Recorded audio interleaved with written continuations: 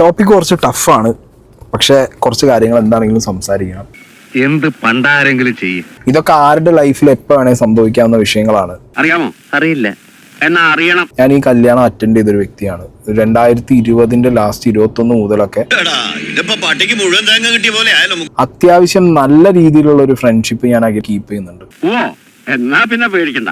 Social മീഡിയയിൽ അത്ര loud and visible ഒന്നും അല്ല അത്, ബട്ട് റിയൽ ലൈഫിൽ അവൻ എന്തെങ്കിലും ഒന്നുള്ളപ്പോഴോ ഞാൻ എന്തെങ്കിലുമൊക്കെ ചോദിക്കാനൊക്കെ അങ്ങോട്ടും ഇങ്ങോട്ടും നല്ല ബന്ധത്തിൽ വിളിച്ച് സംസാരിക്കുന്ന രണ്ട് വ്യക്തികളാണ് നിങ്ങൾ.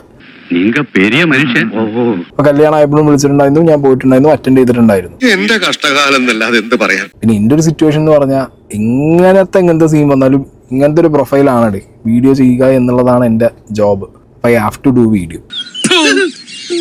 അപ്പൊ ഞാൻ എന്തായാലും അവനോട് പറഞ്ഞിട്ടുണ്ടായിരുന്നു, പണിയെടുത്ത് തിന്നണമെന്നൊക്കെ ആഗ്രഹമുണ്ട് സാറേ, പക്ഷെ പറഞ്ഞു പറ്റിച്ച് തിന്നാലേ വായിന്നിറങ്ങുള്ളൂ. എന്തായാലും വീഡിയോ ചെയ്യേണ്ട ഒരു അവസ്ഥയിലേക്ക് ഞാൻ എത്തും.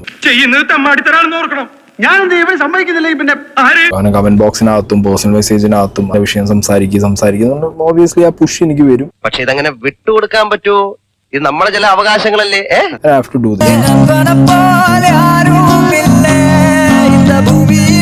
ഞാനും കേട്ട സമയത്ത് ഭയങ്കര ഷോക്കിംഗ് ആയിരുന്നു, എനിക്ക് ഭയങ്കര ഷോക്കിംഗ് ആയിരുന്നു. ഇതിങ്ങനെ പറഞ്ഞു കൂടി വരും.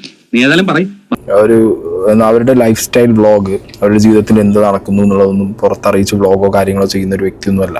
അതിനിപ്പോ എന്താ പ്രശ്നം? ഇവരുടെ പ്രശ്നങ്ങളൊക്കെ അത് കുറച്ചും കൂടി ഒരു മെച്യൂർ ആയിട്ട് ഈവൻ കമന്റ് ബോക്സും വീഡിയോ ചെയ്യുന്ന ഒരു ഓഡിയൻസും കൂടി എടുക്കണം എന്നേ എനിക്ക് പറയാനുള്ളൂ ഈ വിഷയങ്ങളിൽ.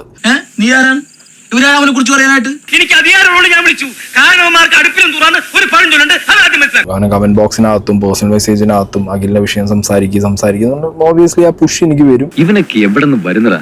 ഞാൻ ആലോചിക്കുന്നത് ഈ നാട്ടുകാർ ചിന്തിക്കുന്നില്ലേ, അവർക്കും നാളുകളിൽ ഇതേപോലൊരു ഇഷ്യൂ ലൈഫിൽ സംഭവിച്ച എന്തായിരിക്കുമെന്ന്. എന്തായാലും വീഡിയോ ചെയ്യേണ്ട ഒരു അവസ്ഥയിലേക്ക് ഞാൻ എത്തും. നിനക്ക് പൊലകുളിയും തമാശയില്ലോടാ.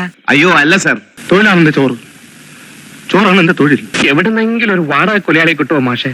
അവനെ തട്ടിക്കളയേ നിവർത്തിയുള്ളൂ.